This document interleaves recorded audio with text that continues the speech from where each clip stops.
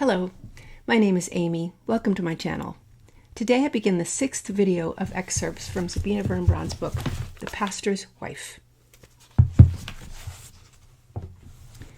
One morning I was in church scrubbing the floor when Marietta rushed in, waving a postcard. Tears ran down her cheeks. I think it's from... She could not continue, but knelt on the damp boards beside me, breathless. I turned the cheap little card over. It was signed Vasila Georgescu, but Richard's handwriting, large and irregular and beautiful, was unmistakable. My eyes hazed over. I knew that political prisoners might write only 10 censored lines. What could he say after so many years, not knowing if his wife and family lived? I looked. This dear, long-dreamed-of message began, "Time and distance quench a small love, but make a great love grow stronger." And he asked me to come and see him on a certain date in Okna, the prison hospital. Soon the news spread throughout the underground church. The message was learnt by heart by people all over the country. It became a talisman of faith. In prison, they had taken away even Richard's name. He was Vasila Georgescu. The guards weren't allowed to know his identity. If the secret leaked out, questions might be asked abroad. He had to vanish without trace, but that was in 1948. Now Khrushchev was working his way toward supreme power in Russia, and there were signs of great changes to come. Throughout 1954, after Stalin's death, we hoped the West would do something for us. But with 1955 came the Geneva Summit Conference, then Romania's entry into the United Nations. We were shocked at the news. Tens of thousands of political prisoners filled the country's jails. No one imagined that Romania could be welcomed to UN membership before they were set free. But if the UN Charter binding members to religious and political freedom was ignored, the Summit Conference brought some improvements in the prisons. We heard that food was better and medicine available. There were rumors of an amnesty. More visits were allowed. Richard's postcard was the best news I could have had. But I, who so longed to see him, couldn't go. Every week I had to present myself at the police station. They refused to revoke the ban on my leaving Bucharest, so Mihai had to take my place. Okna is a small town far to the north on the other side of the Carpathians.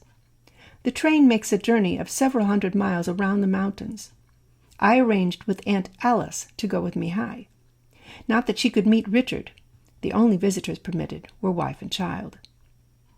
I waited behind. They were away 2 days, and all the time the worries went through my head. Would they see him? I remembered how Mihai had traveled so far to visit me at the canal and then been turned back. Would Richard be allowed to receive the few warm clothes and food I'd packed? Since he was in a prison sanatorium, he must be very sick. Would he be able to stand or even talk to Mihai? They came back late on a December evening. We heard them climbing the stairs. "We saw him! We saw him!" Alice called before she was through the door, following it up with, "He's alive! He's up and about!" They came in with snow on their shoulders. "Mihai! Mother! Daddy's well, and he says to tell you that he knows he'll come back to us soon. If God can perform one miracle and let him see me," he said, "then he can perform 2 and bring us all together." Soon we were all in tears, and then we made them something hot to drink, and they told the story. Marietta and Peter were there. We became quite gay. To be a dumb cripple, an epileptic, a prisoner's wife and son are no hindrances to joy. Alice's cheeks colored, and her thin hands fluttered with excitement as she talked. We had to wait hours and hours in the snow. They let us in through the main gateway, then we stood about in a wired-off compound away from the sanatorium buildings. The prisoners had to cross an open space to get to a big tin hut where they received their visitors. It was terrible to see them, frightening. Gangs of muffled shapes against the dazzling snow, like gray ghosts. And among them, going along, I saw Richard. You couldn't miss him, he's so tall. I waved like a mad thing, but he couldn't pick me out. We were all in a huddle, and everyone waving. Only Mihai was allowed to speak with him. When at last they got away, there was no train back, and they stayed with peasant friends in the little town. Mihai had been so overcome at seeing his father that at first I couldn't get much from him, but I was too happy to mind. He'd been allowed to leave the food and clothes. Only later did I realize what a shock it must have been for him to see the father he loved and respected behind bars, shaven-headed, skeleton-thin. Mihai had burst out immediately with the words he'd been preparing. "Mummy says not to be afraid, because if we don't meet again on earth, we will in heaven." Comforting words. Richard smiled and asked, "Have you enough to eat?" Mihai replied, "Oh yes, our father looks after us." The political officer of the jail, who was listening, grinned at this. He thought it meant that I had married again. In such conditions they could say little.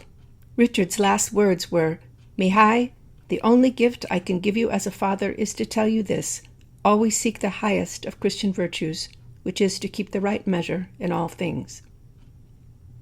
I put Richard's postcard between the pages of my Bible. Now and then I went to look at it and read for the 100th time. In prison he became a master at writing these minuscule letters. He told me later that others came to him for help because he could squeeze in so much meaning. They also asked each other what he'd said, and Richard's words went around. The result was that dozens of prisoners began their postcards. "Time and distance quench a small love, but make a great love stronger." So messages of love and hope were going out far and wide. The year 1956 began with the whole communist bloc in rebellious mood. 5-year plans had got nowhere. Food was as short as ever. Wages were kept low. All the hopes raised after Stalin's death had faded. Then, in February, at the 20th Congress of the Communist Party, Khrushchev made his secret speech denouncing Stalin and his works. The Russians never published it, but before long, in every country of Eastern Europe, people felt the warm breeze of the thaw from Moscow. Faster and faster came the signs of de-Stalinization. The huge forces of militia and secret police were reduced in size. $1 million trade contracts were negotiated with Western countries to rescue the economy. Collectivization was relaxed. Struggles began in several communist bloc countries for party leadership. And most wonderful of all, hundreds of political prisoners were being freed under an amnesty each day. I didn't dare to hope that Richard would be among them. We had no hint, no news. He still had almost 12 years to serve. One lovely morning in June 1956, I went out to visit friends, and when I returned, there he was. He put his arms around me. It was an evening of laughter and tears and greetings to friends who came all over from Bucharest. Long after midnight, we borrowed a mattress from a neighbor and made up a bed. Richard is so tall we had to put a cushion on a chair for his feet. He didn't sleep. I know because Janetta and I couldn't sleep. In the small hours he got up and walked quietly to look for a long time at Mihai, as if to make sure that he was really there. Richard had suffered beating and doping in prison. He had 18 torture scars on his wasted body, but had not talked. Doctors found that his lungs were covered with the healed scars of tuberculosis. They simply couldn't believe he had survived 8.5 years, almost 3 of them in solitary confinement in an underground cell, virtually untreated. He was now given the best bed in a hospital ward. All released prisoners were treated with kindness and generosity by the people wherever they went. They were the most privileged group in Romania, which infuriated the communists. Richard had to move continually. Brethren gathered from all over the country to see him, so he had to go from one hospital to another to avoid attracting the secret police. Soon after he got better, we celebrated our 20th wedding anniversary.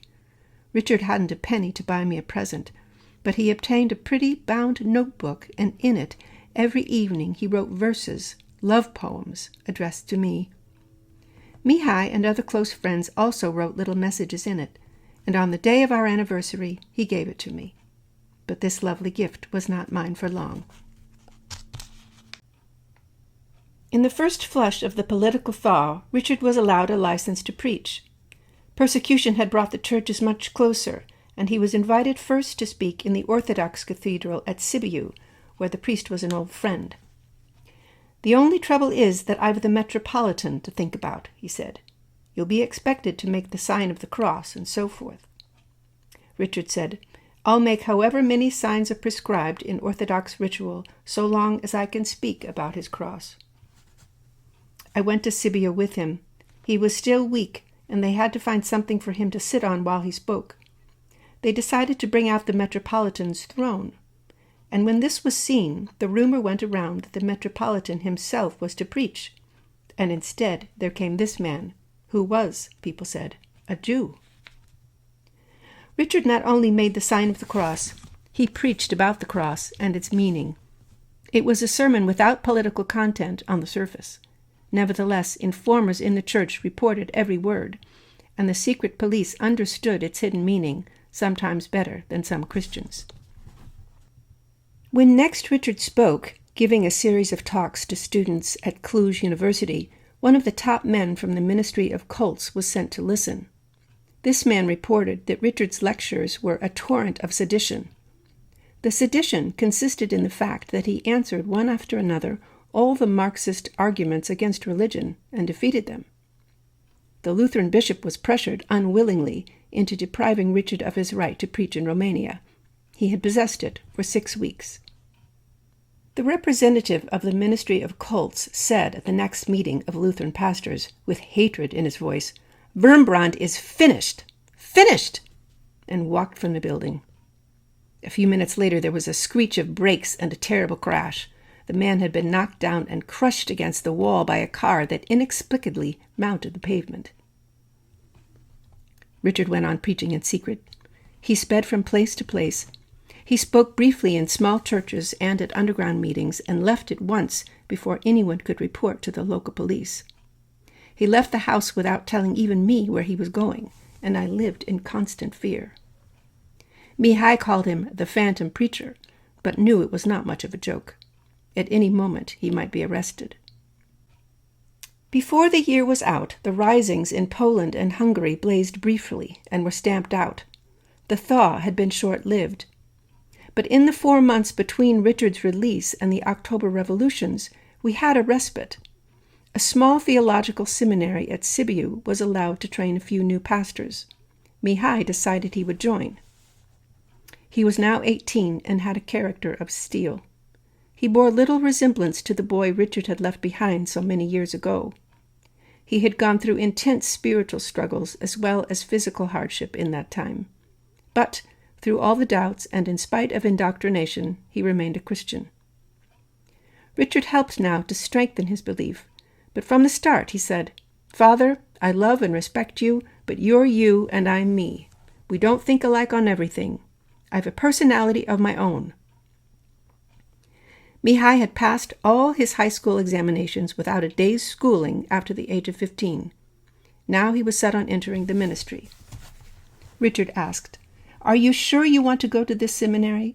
I seriously don't recommend it for any young man." "Why ever not?" "Because the way seminaries teach in these days is mostly destructive. You won't be taught love toward God or to the Bible or the best way to follow the saints. You'll dissect the Bible. You'll pick away at the Word of God. It could be poison to your soul. Some of the professors are saints. Others are far from being so." But Mihai was decided. When he came home for the Christmas holidays, I had a bad shock. At family prayer, Richard read something from the Gospels in which Jesus quotes the Old Testament. "Oh," said Mihai later, "I don't think it means that. Anyway, Jesus didn't have the knowledge and background needed for a correct interpretation of the Old Testament by scientific standards." "He didn't," I said, wanting to burst into tears. "Let us be thankful for that." Mihai overcame this early brashness. We talked to him, and in the end he opposed the communist-inspired teachings of his professors, which got him into much trouble. His ideal was to become a missionary in India at that time. He studied Indian religions and Hindu practices. I was a little afraid when I saw him standing on his head for several minutes, according to the rules of Hatha Yoga. I asked, "Don't you think God made the legs to stand on?" For his thesis, he began work on a study of British nonconformist preachers, Booth and Spurgeon, men who cared little about official theological studies. The communists wished to keep the school open to impress the West. Romania had just entered the World Council of Churches, but with as few students as possible. When 400 applied to join, the authorities were alarmed.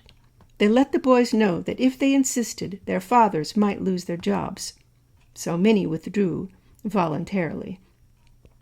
By 1965, the Lutheran seminary at Cluj had only 5 students left. There were 6 students in the Baptist seminary of Bucharest. But for 3 years, Mihai managed to carry on his studies at Sibiu. There was a fine library, and some of the professors were excellent men. So he was not at home when they came to arrest his father for the second time.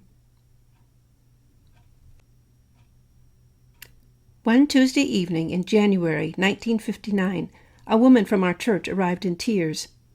The week before, she had borrowed some copies of Richard's sermons. Hundreds of these, cyclo-styled, were circulating throughout Rumania. It was strictly against the law. Now the police had raided the woman's flat and taken off the copies. We also learned through an informant in the party that Richard had been denounced by a young pastor who claimed to be his friend. He may have been blackmailed, made to sign the denunciation under threat of prison. Anyhow, he did this, and it is not for me to judge his motives. We were fond of him, and it is better simply to continue to love.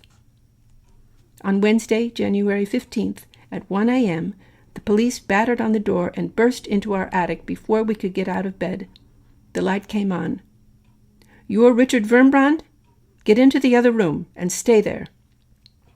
Our tiny flat was full of men opening cupboards, turning out drawers, throwing papers on the floor. On Richard's desk, where he wrote, they found pages of notes and typewritten sermons, worn Bibles. All were seized. Then they found my anniversary gift, the notebook in which Richard and Mihai had written verses to me. "Please don't take that. It's a personal thing, a present. It's of no use to you." They took it. The captain in charge brought Richard out of the other room. He had been handcuffed.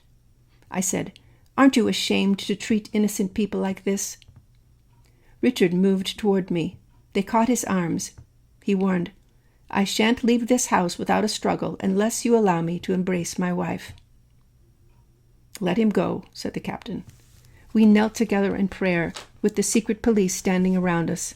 Then we sang the hymn, "The Church's one foundation is Jesus Christ, her Lord." A hand fell on Richard's shoulder. "We've got to get going. It's nearly 5 a.m., the captain said, but he spoke quietly, and his eyes glistened. I went after them down the staircase. Richard turned his head to say, "Give all my love to Mihai and the pastor who denounced me." I ran after the van, calling out and weeping along the icy street. Then it vanished around a corner. I had to stop, breathless, confused. Back at the attic, the door stood open. Weeping, I fell on the floor. I cried out, "Lord, I give my husband into your hands. I can do nothing, but you can pass through locked doors. You can put angels around him. You can bring him back." I sat in the darkness, praying, until the new day arrived. Then I began to remember what I still had to do. Alice came to see me. I told her, "Again they have stolen my Richard." First, Mihai had to be told. It wouldn't be easy. He'd been through so many tragedies, and the news had to be kept from informers at the university, or he would be expelled. So I couldn't go myself to Sibiu. They knew me there. Early next morning, Alice took the train and waited in a small park near the theological faculty for Mihai to pass. She dared not ask the other students. If they reported her visit, and it was an offense not to do so, the news would come out. She could only hope that Mihai would pass that way. It was bitterly cold in the park. Snow clung to the branches of trees and lay thick on the benches. Towards evening he came. "Yes," he said, "I've been expecting it. Tell Mother I'll come home at once. They may take her too." "But your studies," said Alice. "Nearly 3 years you've worked." "What does it matter? It's sometimes the pastors with degrees who betray and destroy what the real fishers of men have built. Better without a degree. I'll be thrown out soon, anyway, when they feel like it." It was very late when Alice returned to the attic and told me all he'd said. I did see Richard once more before he vanished for another 6 years. There was a trial. Relatives could attend. The party had grown a little more formal since the heady days of 1948. "We don't jail men for nothing," they said to the world. "We have our tribunals, our judges." There they sat, 5 of them, on a raised platform under the red banner which read, "Justice for the people in the service of the people." Above this were portraits of Gorgiou Dej and other well-fed party faces. Enemies of the people came through one door and went out of another. Case heard, defense offered, sentence given within minutes. Priests, peasants, gypsies, journalists moved through as if on a conveyor belt. A sweeper had got drunk and shouted, "Gorgiou Dej is an old idiot. He ought to go back to driving his puff-puff." Dej was a former railwayman. This insult was tossed about the court until the sweeper's lawyer asked for clemency. 2 years, said the president. Out went the sweeper, and in came Richard. I did not hear one word of what followed, and nor did he. We simply looked at each other. For the last time, it might have been. Mihai told me afterwards that it was a rehearing of his old secret trial which took place in 1951. The amnesty was cancelled, the old sentence restored, and as he went out, he turned his head and gave us a last cheerful smile. It had taken a couple of minutes. The clerk, a small, exhausted man, came and handed me a piece of paper. It said that Wurmbrand, R., born 1909, etc., etc., was sentenced to 25 years, an increase of 5 years. Later we discovered that the sentence also included a heavy fine plus legal expenses, and all our property was once more confiscated. This happened to every political prisoner's family. We had no money, so 2 officials from the tax office came and wrangled about it. They went off with the few precious things we'd collected since my release in 1953. They left us the beds, a table, and 2 chairs. We thought ourselves quite lucky. But over the next 6 years they came again and again, demanding money, confiscating. Winter and summer, I battled with bureaucracy over our few poor sticks. It was a time of frantic fear. Every day friends were arrested. Nearly all our dear ones were back in jail. Night and day ceased to exist for us. People came from every part of the country with stories of terror, of churches closed and menfolk kidnapped. While all of this was happening to us, Khrushchev paid his ice-breaking visit to the USA, and there was talk of a major summit meeting in Paris for May 1960. We were discussing the prospects in Miss Landauer's flat. "You'll see, Sabina," she said. "After this conference your husband will be freed. They'll come to an agreement. The prison doors will open." Then the telephone rang, a neighbor to say that the police were in our attic. "Don't come back tonight. You'll be arrested for certain. They've already taken Alice." Alice was perhaps the most unselfish, generous woman I know. All she had she gave to others. She cared for the children of political prisoners, children who were literally turned out onto the street. This was her crime. Because she refused to inform on friends during her interrogation, she was terribly beat up. Her teeth were kicked out and bones broken. Then she was sentenced to 8 years imprisonment.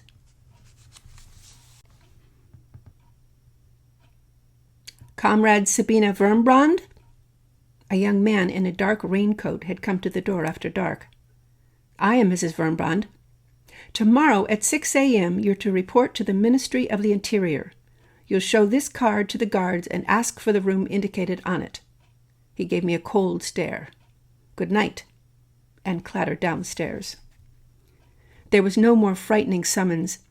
Visitors to the ministry usually became guests for an indefinite spell. Had someone denounced me? We were a sad little family in the attic that night. Early next morning I packed a small bag with toilet things and warm clothes. I said goodbye to them all and set off. The office was rather grand, with a carpet and curtains and pretty girl secretaries. The portraits of Linen and Company were in color and well framed. Behind a desk the size of a grand piano sat a plump man in civilian clothes, about 40 years old. "Sit down, Comrade Wurmbrand," he waved to an armchair. "We've asked you here because we're taking an interest in your case. Tell me about yourself and your family. Don't worry, nothing will go beyond these walls. You have a son," he glanced at the papers on his desk, "Mihai.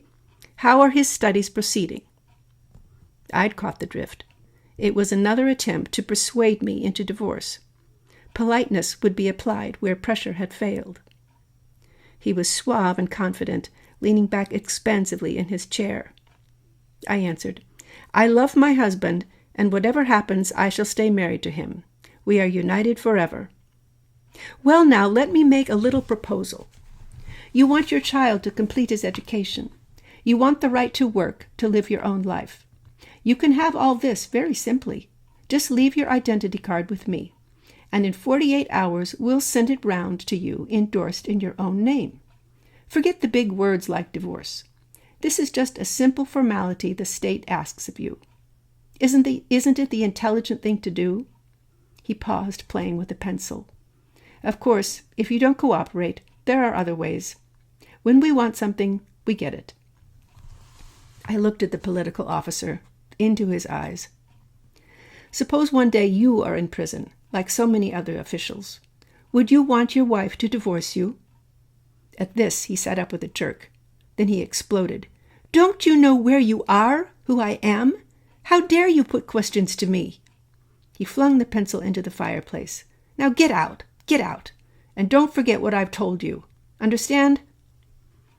I picked up the little bag and went to the door without answering. "Understand?" But he had understood too, for that was their last attempt to make me divorce Richard. Instead, they told me he is dead. It happened on 2 occasions. First, a couple of haggard young men came to the door saying they were ex-prisoners. I believe they were, but they couldn't look me in the eyes. When they began to describe seeing Richard in jail, I knew at once that I was dealing with provocateurs. "Poor Pastor Wurmbrand," said the bolder of the 2. "We don't know exactly what happened to him. He became very moody before the end. Wouldn't talk to anyone, or so we heard, in the Gerla prison." "What are you trying to tell me? That he committed suicide?" "You can never be sure, but we know he was taken out feet first, and who could blame him if he did?" He tried to be cunning, but could not have chosen a stupider lie.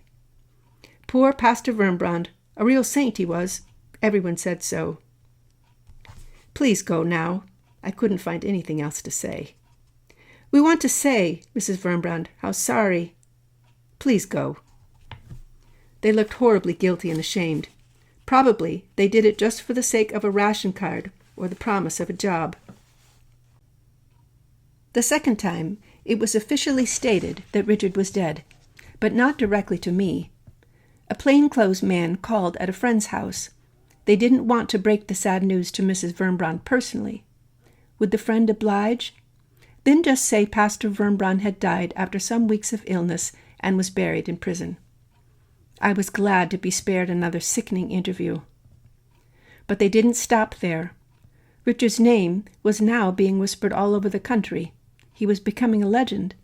Children would not go to bed without praying for his safety. To put an end to it, released prisoners were sent to Christian homes in several of the bigger towns to persuade people that he had died in prison by his own hand. Nobody believed them. Then Mihai was expelled from his faculty. He had refused categorically to comply with the communist teachings and practices. Now he discovered that they all knew about him, his hours, his friends. They kept files on every Christian. You had to be a virtuoso of underground work, which few of us were, to keep things hidden from the secret police. We knew people informed on us. It was an inevitable part of life. But Mihai said the church had been too deeply infiltrated. "Mother, I hate to say it, but you're too soft-hearted. You let all these people come to the flat. They've only got to say, 'Praise the Lord,' and they're in. But we've got to be hard with these informers." I would have liked to argue, but he went on. "I'm frightened they'll arrest you again, Mother, and me. They know I'm up to the neck in your secret work. But it isn't just people like us, who at least know the risks and have a purpose in life. I'm thinking about the boys I used to know in Sibiu who got taken in twice a week and beaten up until they promised to inform. About the kids in Brasov who tried to form a freedom party. It was a childish game. They even kept a diary and record of their meetings. But the communists liked to play too. They're all in jail now, perhaps being beaten to death." I thought of Alice, that sweet, gentle woman, stretched out on a bench with her feet and hands tied and her teeth kicked in. Richard had been horribly tortured too on his first arrest, though he never spoke of it. What was he suffering now? We knew that although several underground church meetings had recently been broken up by the police, others had been left alone, deliberately so that informers could work in peace. Now we made a new effort against them. Our meetings were increasing in size, up to 50 or 60 people at a time. We had to be specially careful if someone at a meeting had rank, a university professor or a party member. They would be watching him. Then we kept numbers down to half a dozen trusted friends. One way of spotting informers was to plant false news. Word was passed to a suspect that a gathering was to be held at the address of a friend. If an unusual number of plainclothes snoopers were seen near the house, then we knew he was guilty. Generally, we kept our knowledge from him. "Sorry the house was empty," we smiled. "We had to change the address at the last minute. Didn't have time to tell you." A known informer is valuable. You can mislead him. If you drive him out of the church, he's replaced at once by one you don't know. So the rule was, keep friendly. Sometimes we traced informers through information from arrested men. The questions which interrogators didn't ask were often more important to us than those they did. One of our members had been secretly printing Russian Gospels, yet he was never asked about it during interrogation. We guessed why. His fellow printer was the informer. He was a Christian, caught in the net of blackmail and threats. He still worked and prayed with us in love, and yet was their agent out of fear. So it went on. On the one hand, the struggle to keep out wind and rain, tax collectors, and secret police. On the other, the battle to hold together the underground church. We lived dangerously and were never bored.